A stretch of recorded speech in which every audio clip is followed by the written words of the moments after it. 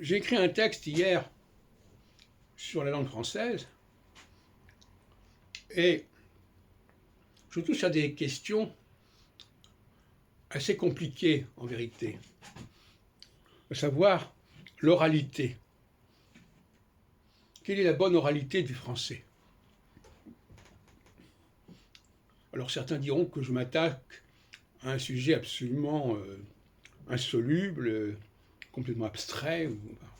En réalité, je pense que c'est très précis et que nous avons les outils aujourd'hui pour aborder ces questions.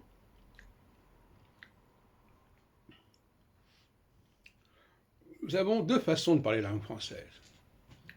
Une façon étrangère, c'est-à-dire calquée sur ce que font les autres langues, et une façon proprement française. Alors, j'ai déjà eu ces discussions dans nos cafés philo il y a déjà quelques mois. Certains diront, ben moi, vous savez, je parle comme je lis.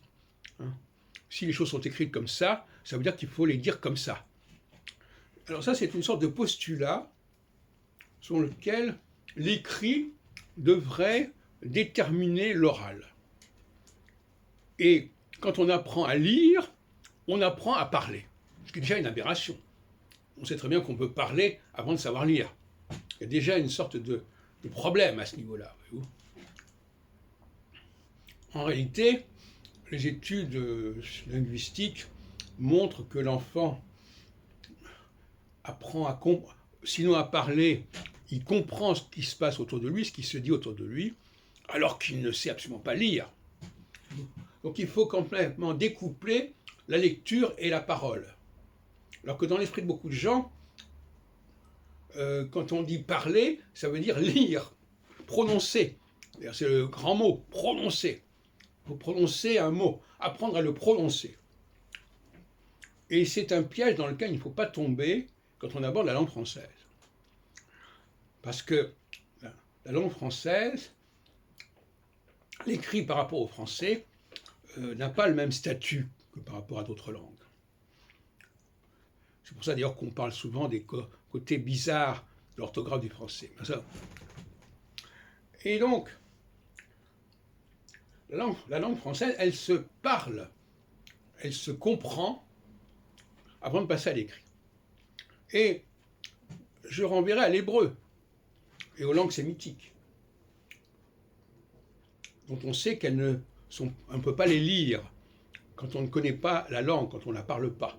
Pourquoi? Parce que les voyelles ne sont pas écrites. Donc il y a un certain nombre de chaînons manquants dans le texte écrit. Donc là, c'est clair. Mais en français, comme dans d'autres langues, ça n'est pas clair. On peut croire qu'effectivement, ce qui est écrit, c'est ce qui doit se dire. Alors, je ne serai pas trop long parce que j'en ai déjà parlé, mais j'insiste sur ce point essentiellement.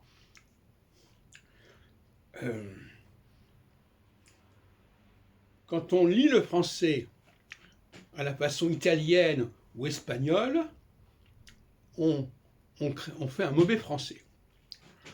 Et, quelque part, les méridionaux, ceux qui sont proches des frontières méridionales, ne parlent pas un bon français. Ils croient qu'ils parlent un bon français. Ils parlent le français qu'on leur a appris, ils parlent le français tel qu'il se lit, tel qu'il s'écrit. Ils n'ont pas de problème. Moi je dis si, il y a un problème. Je dis vous parlez le français sous une influence étrangère, c'est-à-dire sous l'influence des pratiques latines. Et en ce sens-là, le français n'est pas le véhicule d'une tradition latine. Il est sur le plan terminologique, mais sur le plan de l'oralité, il a une liberté d'expression, une liberté de combinatoire extraordinaire. Et beaucoup de Français, d'ailleurs, ne savent pas comment ils parlent. Il faudrait les enregistrer. Ils ne savent pas. C'est-à-dire qu'ils parlent d'une certaine façon et ils croient que la façon dont ils parlent, c'est celle qui correspond à l'écrit. Et c'est une grave erreur.